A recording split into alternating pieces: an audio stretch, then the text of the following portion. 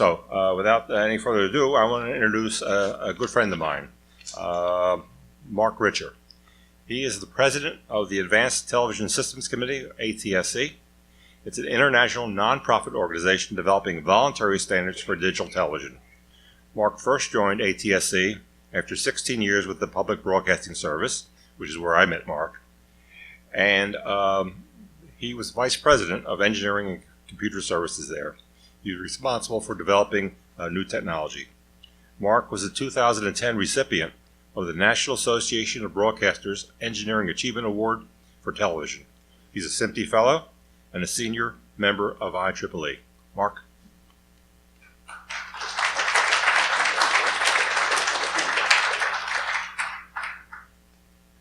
Thank you, Dave. I really appreciate that.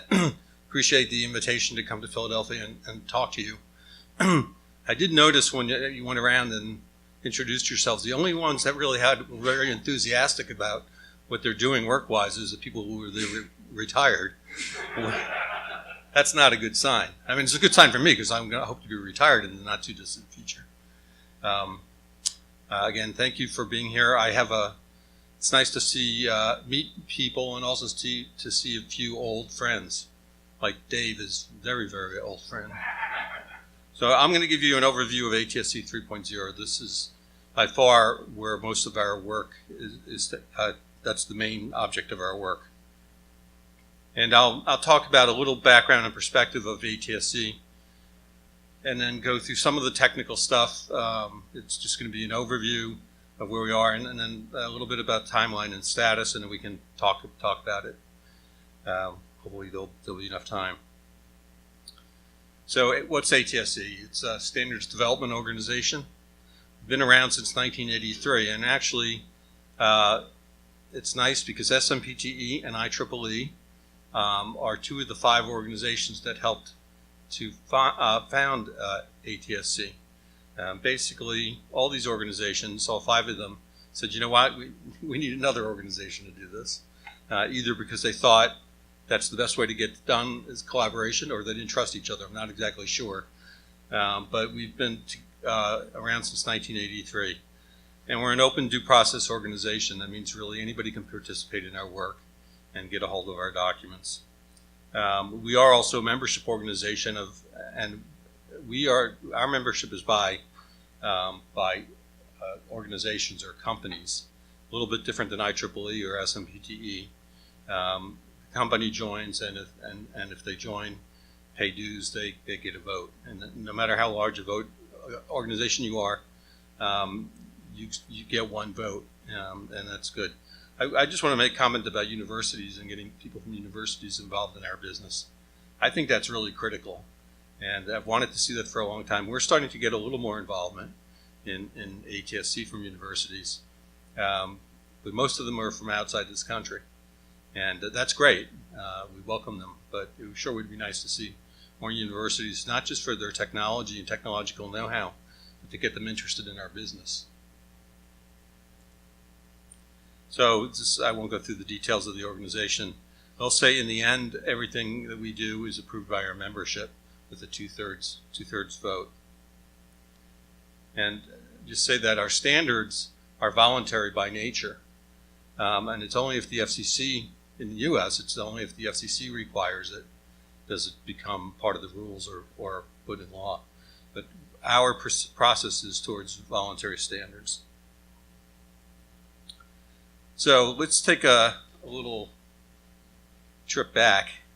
Think about those devices on the right. I still have 2 of those IBM PCs actually, and they run, which is good, but they run pretty slow and they don't do that much. And ATSC 1.0, as it's now called in retrospect, was the first digital broadcast television standard. It was focused on doing high definition video, though it also had multicast capabilities, which are now finally really starting to be used by the industry. That's been there since the very beginning of the standard. Great digital surround sound. ATSC was the first to standardize on Dolby AC3 system, and that served us well. And a lot of other things very, very important. But the truth is that technology is over 20 years old, in some cases 25 years old. And I want to emphasize this because a lot of people say to me, why are you doing doing a new standard? We just did this last thing. We just made the change from analog to digital. And I point out to them, this technology is almost 25 years old. Then I like to point out to them, what industry can run on technology that's 25 years old?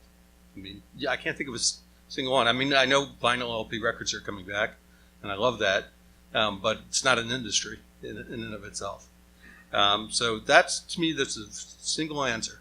If broadcasting wants to stay relevant, it has to do so in new technology. And sometimes, in a lot of cases, you can make it backwards compatible technology. But there's a point where you have to start all over, where you need a greenfield, and you need to be able to start all over from scratch. And that's what ATSC 3.0 is really all about. We've got all this other stuff going on around us that wasn't there before. We have to consider. We have a lot of things that have to do with a lot of advancements in video and audio. You know, what we can do with Netflix these days is incredible. The sound systems that are there, all the different streaming services, and now ultra high definition. If you go into a store today, I don't know how many of you have been into a store, a department store, or a AV store like Best Buy, and you see most of the shelf space is already starting to go to ultra high definition television. So you won't be able to buy a regular HD TV because there won't be shelf space for it. At least that's what I think, and it seems to be the way things are going. And the displays are just phenomenal. I'd say the one thing about where we are today that I and most other people couldn't have dreamt about when we worked on the original standards is the amazing technology advancements in displays. And they are better and better. I was at the Consumer Electronics Show last week, and they're almost paper thin, and they do look terrific.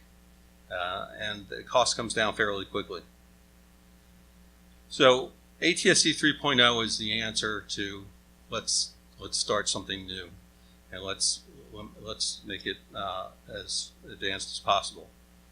But in the end, the goal is for broadcasters to extend reach and get new business models, because we need to make the business of broadcasting more successful. Okay, we need to build on it. We need to serve people direct from our own signals. We also want to get it on all kinds of devices, and whether it's mobile or handheld, we want that inherent in the system that we put on the air, not as a backward compatible add-on. And of course, higher quality audio and video, ultra high definition television I mentioned, and immersive audio. We'll talk a little bit about these, and then a lot of the buzzwords that are going around now: high dynamic range, expanded color gamut, and high frame rate. Those are all things that'll improve the video quality. Internet protocol, ATSC 3.0 is built on IP. And so the differences between broadcasting and the internet, broadcasting and broadband, are going to be minimized actually by this. A lot of the same tools, a lot of the same training, a lot of the same equipment, and the ability to do hybrid services are made much more easily by having broadcasting be IP. Personalization and interactivity is critical. Improved accessibility, whether it's captions or sound services. And I mentioned before, we want to leverage the power of broadcasting and broadband. And of course, there's more flexible and efficient use of the spectrum. I'm not going to talk too much about, I am from Washington, but I'm not going to talk too much about the spectrum issues. Because to me, that while what we're doing relates to that, that's not what is driving it. It may end up making the whole plan work, but it's a different issue. Most important to me is the flexibility of the new system. There are things that I wish that we would have done in the original system to make it more flexible for broadcasters. I don't think it would have made much difference in the business over these 20-some years. But flexibility is important. It gives broadcasters different kinds of opportunities in the future, and allows them to take their signals and tailor it for their business. We of course want to have greater capacity, more bits per channel. Talk about that a little bit more a little later. We want to be able to trade off the capacity for robustness. We want to be able to play with physics and see what it can do for us. We want to have integrated mobile capabilities, as I mentioned before, hybrid broadcast and broadband. So everybody always likes to see the stack of communications system. We're not going to spend a lot of time on this. I will go through some of the different layers. This has become a very complicated system, but it also is very powerful and very, very flexible. We were talking about earlier about various acronyms for the industry and how it's even going to be crazier now with ATSC 3.0. So our organizational chart follows pretty much that communication stack, and we have groups on the physical layer, the management and protocols, application and presentation, and they break down into smaller groups like video and audio, captioning, and so on. This is a huge effort of the industry right now, and it's not just U.S. entities and people from the U.S. participate. We have many people from China, from Korea, from Japan, from Europe, and it's really great. We have the world's experts working with us. One of the things I want to talk about up front is one of the first, I'll mention this a little bit later, but first of all, when I talk about standards, ATSC 3.0 is actually a suite of standards. It's not one standard. It's about 20 standards that are joined together and referenced by one master document. The first part of this that we brought to candidate standard is something we call the bootstrap signal, part of the physical layer. And it allows broadcasters to configure their system and signal that to future receivers. And it's done in such a way that in the future, when there are new ideas, new thoughts about how to do something, new services or new technologies, there's a way to signal to the receiver that, hey, this is something new that's coming. Either if you can process it, otherwise ignore it. And maybe go out and get new software over your internet connection, or download this particular piece of code. So the idea is to future-proof the system as much as possible. Now, the physical layer really of the system is just really, I think, the part that makes it unique, because it's all about terrestrial broadcasting. So that's the area where we know there's been a lot of development and a lot of work took place by numbers of companies to try to get the best system we can. And it allows broadcasters to make a selection of of parameters of the physical layer much easier, and gives greater flexibility than the ATSC 3.0, and I'm going to talk about that right here in a little bit. So ATSC 1.0 has a single operating point. 19.39 megabits per second is the throughput through a 6 megahertz channel. And it's at about a 15 dB carrier to noise threshold.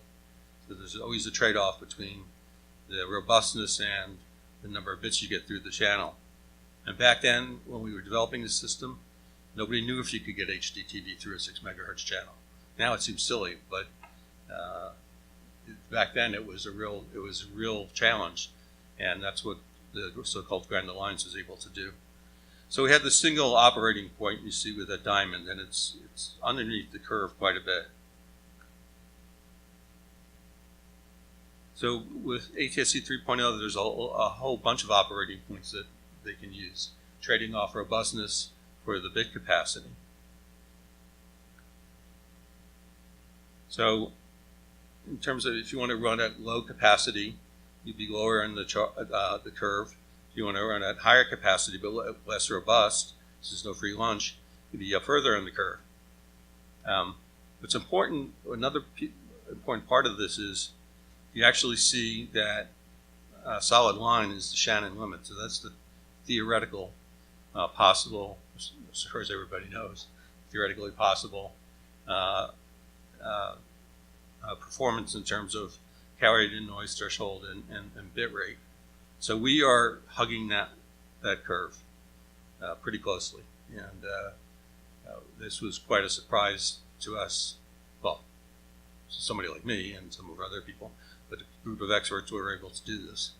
Some of you may have heard of DVB-T2, which is also sort of a next generation system from our colleagues in Europe, and we got a lot of expertise and a lot of ideas from them, and then kind of built on it. So we kind of leapfrogged ahead in terms of the performance, and that's kind of good because we're actually working together on new systems. So when we look at ATSC 1.0, it's pretty much you put your transmission on, you transmit it, you set it for 1 bit rate, and it's actually pretty robust, but you only have one operating point. I think this is where my merging the slides might have gotten me, but we'll try to go through here. With ATSC 3.0, it's more bits per hertz, so it's much more efficient.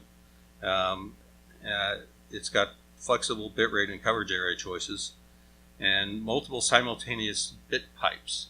So just think of, for each service you have a pipe, and say one's HDTV and one is or UHDTV, and it's got a certain pipe with certain parameters, certain transmission parameters. Then there's another pipe that might be for mobile HDTV, and it has to be coded more robustly, and it's just another pipe that in the protocol. And this is, again, an example of flexibility. On-channel repeaters are possible with the physical layer that we have.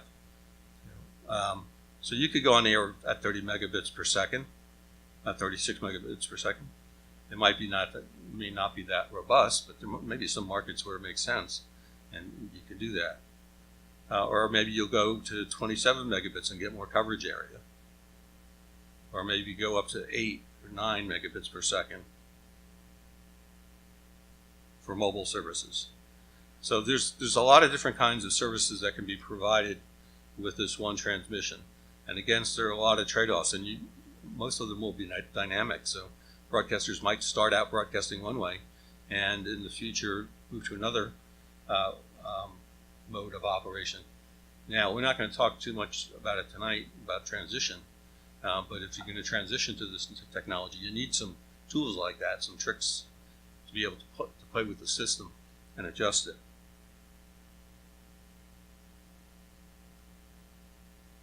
There are other transmission options within ATSC 3.0. Channel bonding, so the idea that you can use 2 6 megahertz channels and make them operate as one. That can provide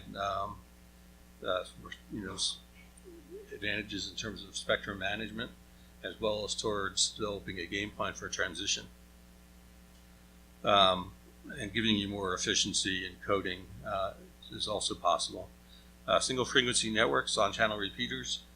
This technology is much more conducive to doing that, even at fairly high bit rates.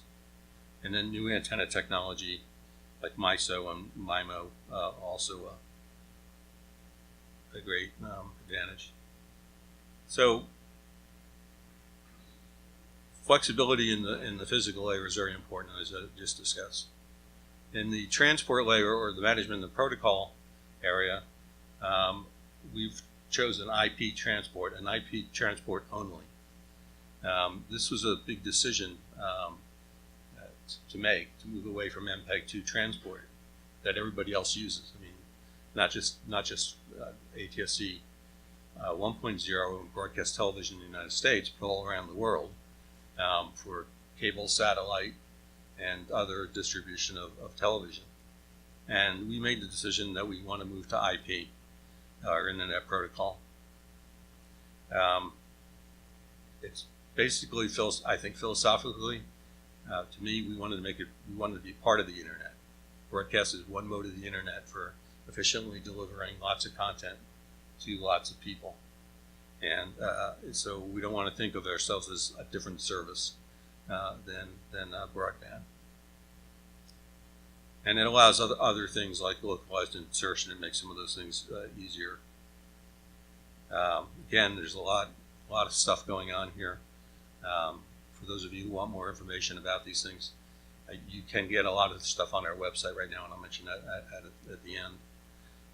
But as you see here, there's a lot of commonality between internet protocols. Most of these are coming from the internet world, and it's a matter of kind of selecting them and putting it to the right pieces together. It's still fairly complex, but we know that there are solutions out there. So video, everybody likes to talk about video, no matter what we're doing. Video is great. So our video part of the system will have enhanced HDTV, so higher quality HDTV that may be used to target small screens, and ultra high definition to target big screens. And again, those could be done all at the same time, encoded through the physical layer at different levels of robustness. We have tentatively selected HEVC as the compression technology for use in our standard. HEVC is from MPEG, so people refer to MPEG-4 and AVC. And seems to be the predominant direction of television around the world. There are some issues there, business issues that are being sorted out in terms of licensing. You may read about that. We don't deal directly with licensing in ATSC. Most standards development organizations don't. We have a patent policy, and people have to adhere to the patent policy, but we don't get involved in the discussions about how much it costs to license the technology. And in the area of video, again, it's going to support a wider color gamut, so better color range, high dynamic range, and scalable coding. High dynamic range right now, it's already come to the market. There are standards being set at the moment for high dynamic range and wider color gamut. At the Consumer Electronics Show last week, I saw a lot of displays and signs about that. What we need to do as an industry, though, is get a standard for terrestrial broadcasting and how we're going to signal that information and jump on top of it. I don't know how many of you have seen demonstrations of high dynamic range, but if you look at, as an example, HDTV compared to ultra high definition television, it'll be pretty impressive if you're standing up close enough. But if you add create a higher dynamic range, the difference between the whites and the blacks, it turns out that probably has more of an effect on the experience of the consumer than adding more pixels. So it's about making better pixels instead of just more pixels. That's not to say we don't like UHDTV, but we as technical people who are making the decisions about how we're going to operate need to look at these things, because you have a bit budget, you have one now, and you're trying to eke out as much programming and services as you can. But as we go to ATSC 3.0, it's more complicated. But that's good, because they'll need engineering people. I like to say ATSC 3.0 is the Engineers Full Employment Act.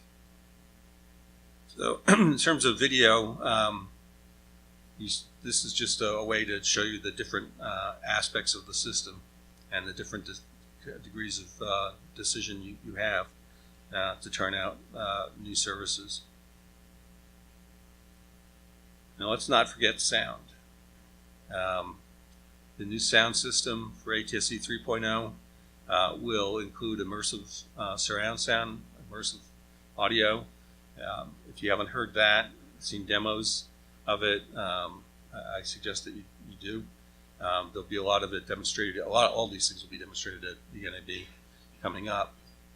The whole idea is really, I hate to use this term, but I'll use it, the 3DO sound kind of. It's spatial resolution that provides localization of azimuth, elevation, and distance.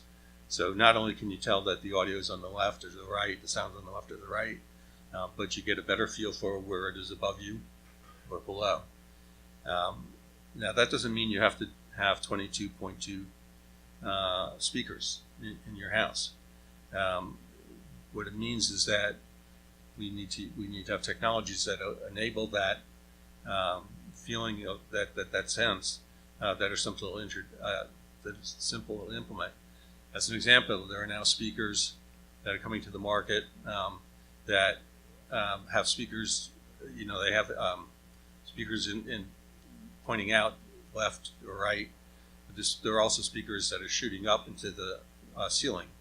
Okay, and through good digital signal processing, these companies are able to create the whole idea of being in a real situation where sound is coming from all around you, and it's pretty impressive. And they even have some tricks to make it work and be impressive on headphones.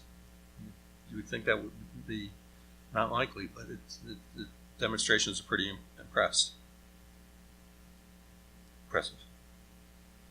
There's also personalization of audio, and I think one of the neat things is the control of dialogue level relative to the other sound. Now, anybody has any kind of hearing impairment, or anybody that is over the age of 50, knows that it gets hard to hear the dialogue.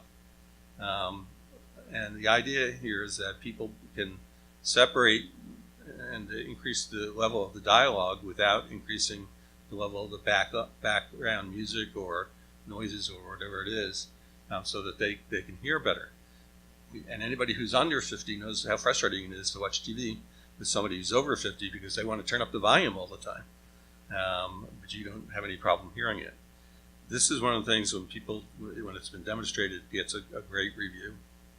And then, of course, all kinds of alternate audio tracks. And one of our favorites at ATSC is, of course, dealing with loudness. It's against the law to have the commercial higher than the program in terms of perceived volume. And it is actually against the law. Congress passed a law, as you know, and they mandated that the FCC mandate one of our recommended practices, which was fascinating to me. I couldn't believe that they would do that. And as much as I like it, it's really not a great idea to do those things. But the industry has come together and has pretty much, I think, really minimized the problem of loud commercials, so it does have a good end. Closed captions, that's an area that's very critical and near to my heart. The big change in the way captioning is going to be handled in ATSC 3.0 is it's going to be as a separate essence stream rather than metadata for the video. Okay, it's actually sent as a separate essence stream, and therefore it gives you lots of possibilities in how you transmit and display captioning. Emergency alerting. One of the things that the physical layer allows us with that bootstrap signal is to wake up devices, such as televisions. If there's an emergency, they could be triggered. I mean, this is if the consumer turns that feature on, their choice. But the idea is to be able to turn on devices and to get emergency messages, which can be sent over the ATSC 3.0 system. And we can send it in a very robust way so that we can reach most devices. We think, and it's been true time after time, that the broadcast signals get to people often when other systems drop out and break down. So working on this new emergency alerting system is very important. We're looking at the idea of, it's an old idea actually, of coding the audio and closed caption transmission and other things more robustly. So even if you have a problem and the video drops out, the audio might still be worth hearing. What does that sound like? Analog NTSC. We miss it so much we have to reinvent it using digital. So let me just talk a little bit about timeline and the status of ATSC 3.0. First, let me explain that we have a whole process, of course, for approval of standards. One of the most important levels that a standard reaches in its growth towards standard is called candidate standard.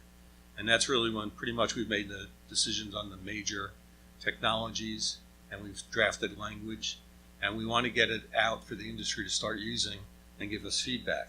Let them know we want to start developing systems and prototypes and testing them, and that's very, very important. And so what we do, the candidate standard, is ask for feedback. We post them to our website, the public area of our website, and we seek feedback about the candidate standard. As I mentioned before, ATSC 3.0 is a suite of standards, one or more standards per layer, and they move through the process independently. Most have moved, this is an old slide, lion's share of the documents have now gone to candidate standard, and we expect the final approval for each document to be in 2016 or at the latest early 2017. I don't know how much time you want to spend on this chart.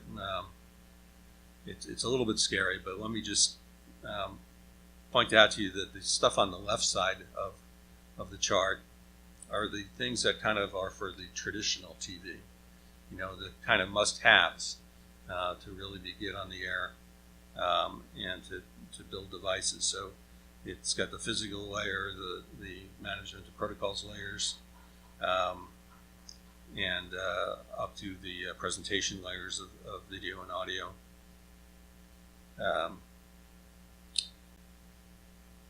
The chunks with green checks means they're at candidate standard already, and there should be 11 of them, 11 or 12. If you want to go get those candidate standards now, so if you go to atsc.org, you can see all those documents and take a look at it. Even if you're not a manufacturer and don't need to be into the detail, some of this, just take a few, download them, take a look on a coffee break or whatever, or you're retired people, you got plenty of time. Take a look and read through those documents, and just leaf through them, and you'll be pretty amazed. On the right side are equally as important, if not more important, and those are also being completed very quickly. Where we're running a little slowly, a little behind where I'd like to see us anyway, is audio. Actually, not a big surprise. Audio is always tough and complicated. And in the part of the presentation area, which is we're going to get HTML5 supported and being able to provide content for that. We developing a very good relationship with the W3C, which is the group that does that standardization. Because of some decisions we made, though, to go in that direction, we lost some time. There's some faster ways to get it done, but it won't be as good. And so we made a decision, or not me, but our technical groups made a decision to move in a different way. And here's where I've got some double slides and stuff. So we are sticking to our schedule. Spectrum auctions. A lot of people ask me, "Are you doing this? Are you going to have it done in time for the repacking of, when stations move frequencies having to do with the auctions, if any of that really does happen?" And as I said before, we're not driven by those spectrum issues. But if you think about it, what is a good way to solve the spectrum issue? Have more efficient technology. Oh, gee, I wish we could have thought of that. I mean, I think we're going down a crazy path because somebody didn't ask that question. Could we fix this with technology? And I think eventually people already starting to see that this could be a tool to helping with the spectrum issues. So this slide I see got adjusted a little bit, but this arrow right here, in terms of the ATSC work, should be pointing to pointing to the to 2017, the very beginning of 2017. We expect to have the first versions of all of the elements of 3.0 complete. Of course, we have put this other areas down here because there's a lot of other things that have to happen to be successful. It isn't just about writing a standard. You have to get prototypes built. You need to have plug-fest testing, interoperability tests with various organizations. You can't just stick and build something in one shop. You've got to bring them out and allow them to be tested and work together. We had our first plug-fest in Shanghai in November, just to give you another example of our international effort. And we had, I don't know, there were about 8 or 9 companies, I guess, there brought their transmission, ATSC 3.0 prototype transmission equipment and a prototype receiver. And they worked together. You know, each table, you had a couple of people from each company, and they were able to test for interoperability. And the whole idea is you're not doing it to compete with each other. In fact, you can't talk about what happened. And the idea is for you to discover about your products, whether they work or not. And from an ATSC standpoint, we want to know, could you read this? If 2 engineers implement the specification, will they get the same thing? Can one build a receiver for the other guy's decoder and make sure that it works? And so this was on the physical layer, the PlugFest in November, and we'll have more PlugFest with the rest of the system. That's a key part of the development. And then, of course, it's just generally having a transition plan. How are you going to do this? Especially in the United States, where you're not going to get more spectrum to do it. You're not going to get more channels. Now, our colleagues in Korea, South Korea, plan on going on the air much earlier than in the United States for ATSC 3.0, which is a good thing. They don't have the same problem. They're actually being given by the government another 6 megahertz channel to allow them to do ATSC 3.0. So this is a snapshot. It's, I think, almost a year old, so it's probably not correct, but there's probably just directly working on ATSC 3.0 about 400 people on our system. That doesn't include, in some cases, the hundreds of engineers at different companies working to implement this. At CES last week, there were 2 channels on the air, and there was a demonstration from Samsung and a demonstration from LG over-the-air systems using ATSC 3.0. And broadcaster Sinclair Broadcasting was involved in a really great demonstration in one of their suites. So it's great to have all this effort. There's probably 120, 125 organizations actively working on ATSC around the world. As I mentioned, we have great international participation, including our friends at DVB in Europe, who we've sometimes been competitive with, but we now have a very good working relationship. And NHK in Japan, of course, has often been the leader of technology in our industry. So, transition scenario. I'm not going to spend much time on this, but some of the thinking, because there's no spectrum available in the U.S., one thing that you might do is, one thing that'll be essential to make it work is collaboration between broadcasters in a given market. You're not going to be able to do this by yourself in many markets because there isn't spectrum. But what you might be able to do, as in just one example, I'm not here to defend this but just to point it out as a possibility, 2 stations could get together and use one of their currently assigned DTV channels to transmit the programs of 2 existing stations, thereby freeing up a new station for ATSC 3.0. Of course, when you put ATSC 3.0 on the air, it's much more efficient, so you could also put the services on there or have new services and start to reach customers. Also, just talk about some of the other things that are going to happen in the industry that I don't have slides for. When we think about transition and when we think about this new technology, everybody thinks in terms of the big TVs, okay, and set-top boxes like the ones that were digital analog converter boxes that were subsidized by the U.S. government. You think of those kind of devices, but think of it differently. Think about it as part of the home network. You can imagine a broadcast gateway. It's got a broadcast receiver in it. It's got an F connector on it. It could be a small antenna locally or an antenna on your roof.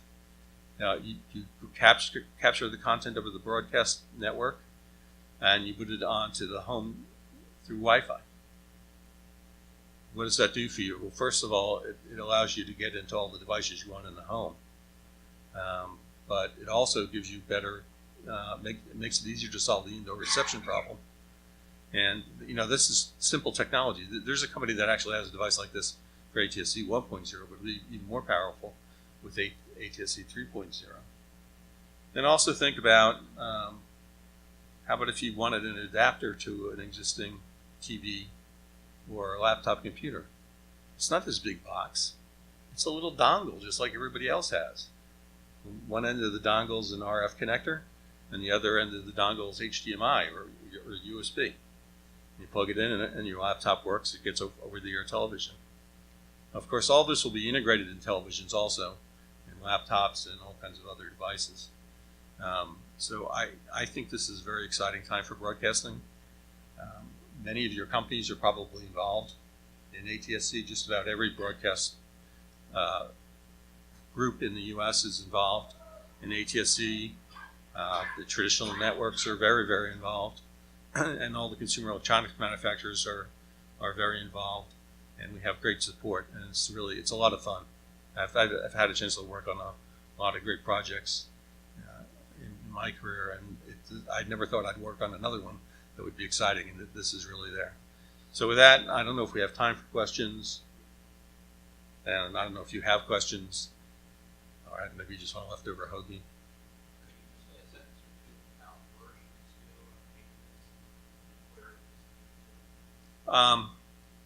That's a good question. Next question. Now, ATSC 2.0 exists. It's a completed suite of standards also. Some of the technologies that are there.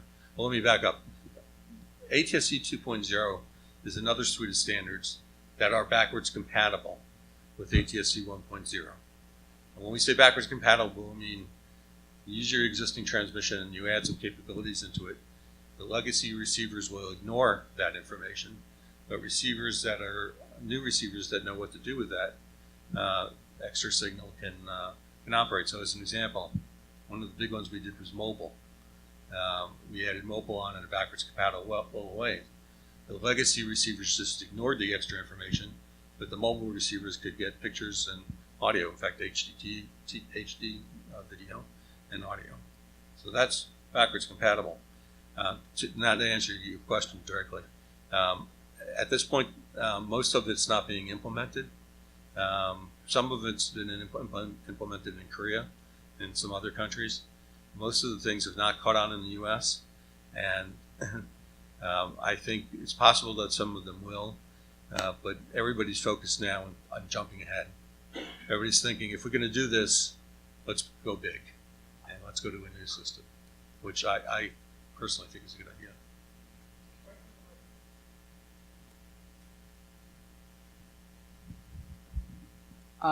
The question I have is, will you need to increase transmitter power to replicate your coverage area? Well, that's more dependent on what happens with the spectrum repack, and then it does this. This is more efficient. So if you picked an operating point, if you pick the same operating point as you currently have, let's say, it depends on what you set it at. Let's say you set it at 15 dB carrier noise threshold, which is about what ATSC 1.0 does right now. You're going to get closer to 25 megabits, 26 megabits through the channel at that same operating point.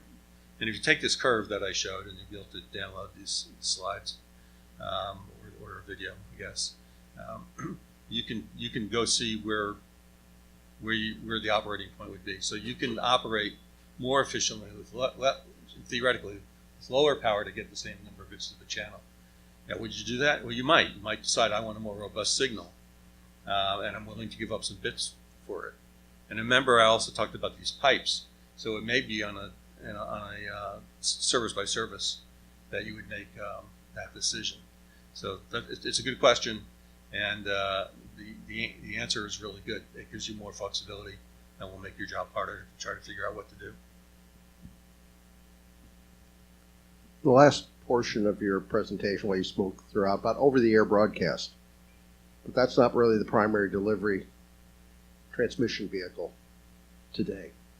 Cable, how's this going to affect cable? How's it going to affect satellite broadcast, satellite services, cell services, those sorts of things? So that's a good question. We are in discussions with the cable industry through SCTE, their cable standardization area. We also have some cable concerns, including Comcast that's involved directly in our work. DirecTV and Dish are also involved in our work. So they're not telling us what they're planning to do, but they know what we're doing. Of course, the transmission, the physical layer part of what we do is going to be unique to terrestrial broadcasting. But above that, when we're IP, all of a sudden it gets a lot easier to process. And we're not just concerned about satellite and cable. We want to make it flow over the internet. You know, we want to be able to take broadcast signals. This is the first time I ever got arrested. You don't do that in my office.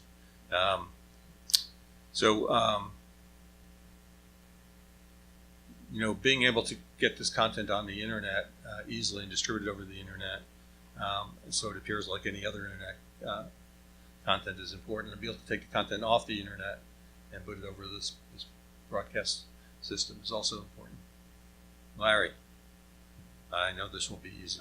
I have the microphone. Mark, my question, I think it's the coolest thing I've heard of in a while. I want to learn as much as I can, as fast as I can. I guess two questions I have following the money.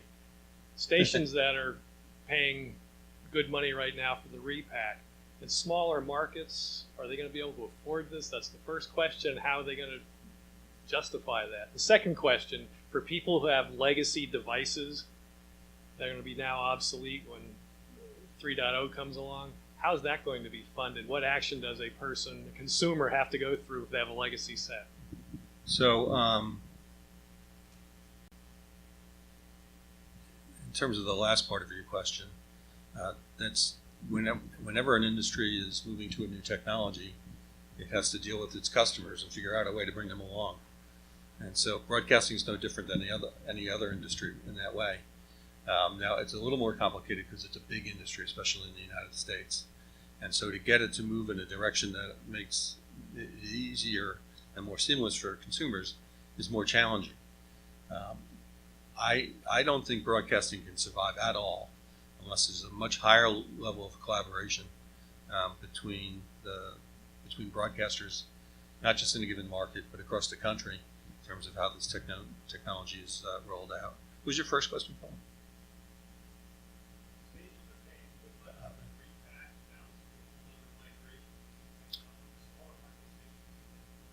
Yeah, so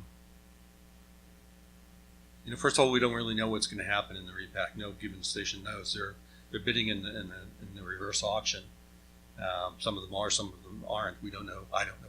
You may know what your companies are doing. So how that'll go and how it'll relate to the repack, I don't have the answer.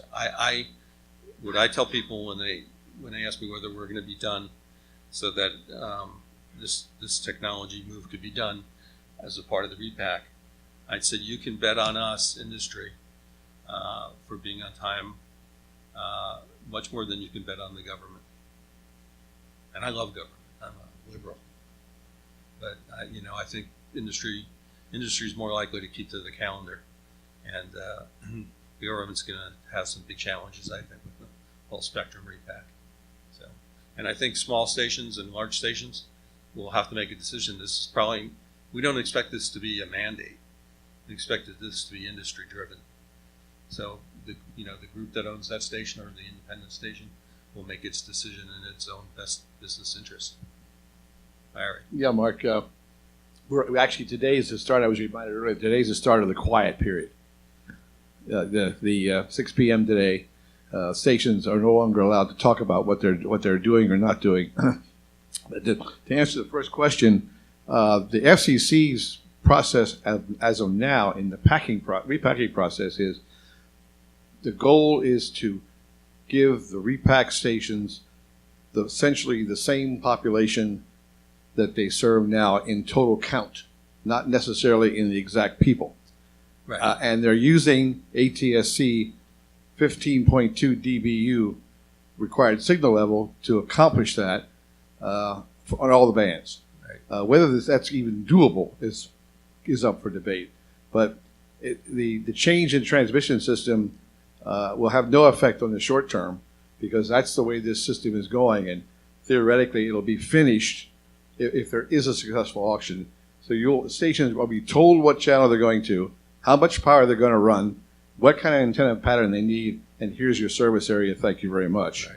And then down the line, at the end of this, if you read the public notices, at the very end, when this all settles down, the 3 years I predict will be 6. But knowing from other You're an optimist. Yeah. Then the stations can start to do the tweaks. But the tweaking is not going to be allowed until the whole process is over. That's the FCC's current position, if I read it correctly. Yeah, the FCC has not officially taken a position on ATSC 3.0. Right. So we don't know how that might fit in. It won't be ATSC that goes to the FCC to ask for them to modify their regulations allowing use of ATSC 3.0. But it's likely, and it's been reported in the press, that there are a number of broadcasters who plan on bringing this to the FCC, early this year. So I'm quite sure that you'll see things in the trade press about what's going on. Right. You're right. Absolutely right. Mark, Dave here. I want to ask a question from a consumer point of view. Sunday night on CBS can be very frustrating if you're trying to record programs. Football runs late, pushes back 60 minutes, pushes back to the other programs that evening. What I want to know is there anything built into the new standard that will somehow help the program guides to adjust the DVRs to record at the proper time? I've tried all kinds of tricks to get around this, but as the schedule varies, it doesn't seem to work. The latest being, I did a recording from 7 p.m. to midnight last Sunday, thinking, well, I just get the whole evening. And then we had a power failure. All right? So That's not my fault, Dave. No, that's not your fault. A lot fault. of things are my fault, but that all right. one's not. So 20 seconds later, our emergency generator kicked in, all right? But the DVR did not recover and didn't record anything else. You need the UPS? What? What's wrong with you? You're an engineer. It's perfect. It goes wrong, and then you can convince your wife you need more stuff. Actually, even the current program guides have the capability to be updated, but that doesn't mean the service provider does it. And I think that's where the problem is, and that's complicated because it's getting through the workflow issues involved in dealing with that has to be dealt with by the industry. And some stations and some networks do it better. ATSC 3.0 will have a more advanced program guide and service guide. So again, it's doable, but it's an operational challenge. What you should be doing is watching Downton Abbey any morning on Sundays. If the program guide contains the information that this is the program that's currently on the air, these yards are set to run the time of that. That's not working. No, I mean, obviously, if it doesn't have any connectivity at all, can't talk to anybody, it's not going to know anything. It's not going to guess, hey, the football game ran late. If it was off during that period, so that that's going to be a challenge either way. But when the box wakes up, it hopefully would be smart enough to go out and get any changes that have been made in that time period and update and get back recording. All I can say is I know that the tools are there, but I think it's more of an operational and workflow issue to make it work. Couple questions. First, I noticed that you had support for 3D on one of your charts. Right. I'm seeing fewer and fewer TVs in the marketplace that support 3D. Do you think that 3D is going to be around in the future? Or? Well, everybody's always said that 3D would be in the future, and it still is. Well, it seems like there were a lot of 3D TVs. Now they're on the downside. There were, and it wasn't a big hit in the U.S. A little bit, broadcasters really never offered it in the U.S. It has had some minor success Overseas, I've heard it. in South Korea specifically. Right.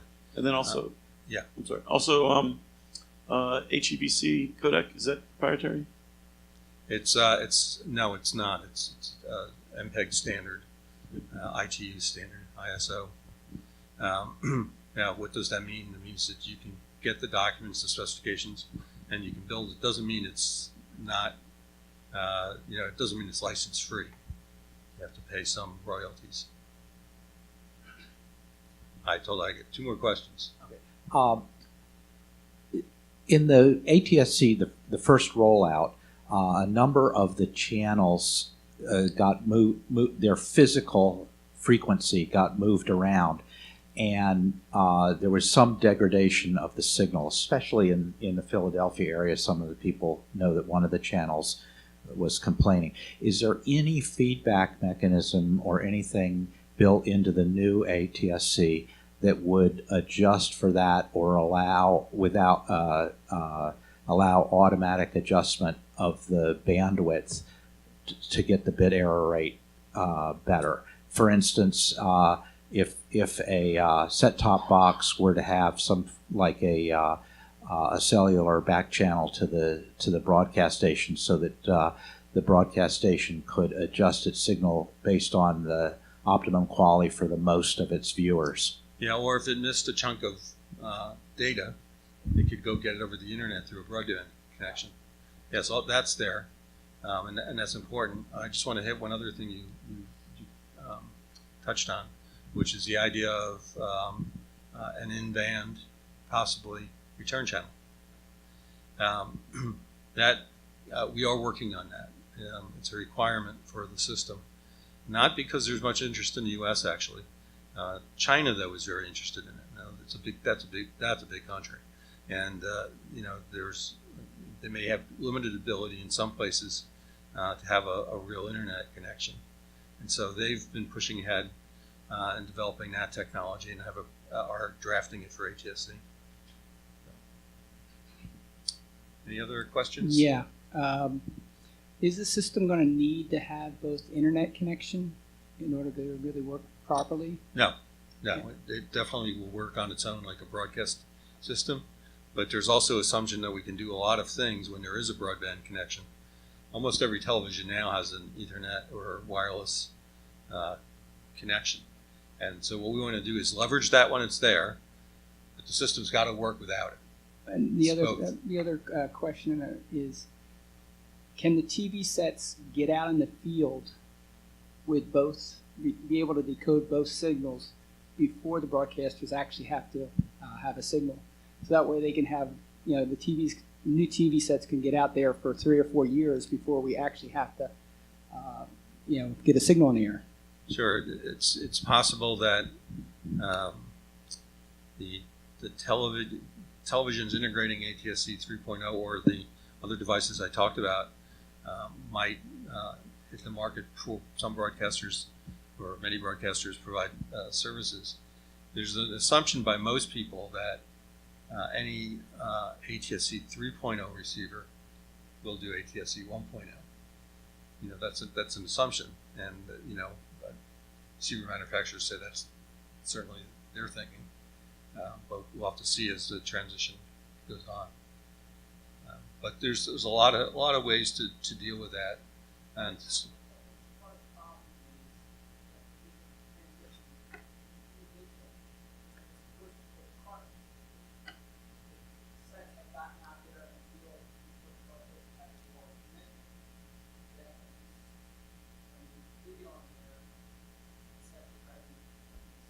well, if I had time to.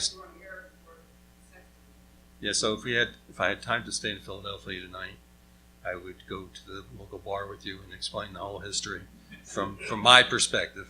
But in the end, my view is just as then. Now it's up to broadcasters, okay, and it's about the broadcast industry, and you can make it successful or you can just fade away. So.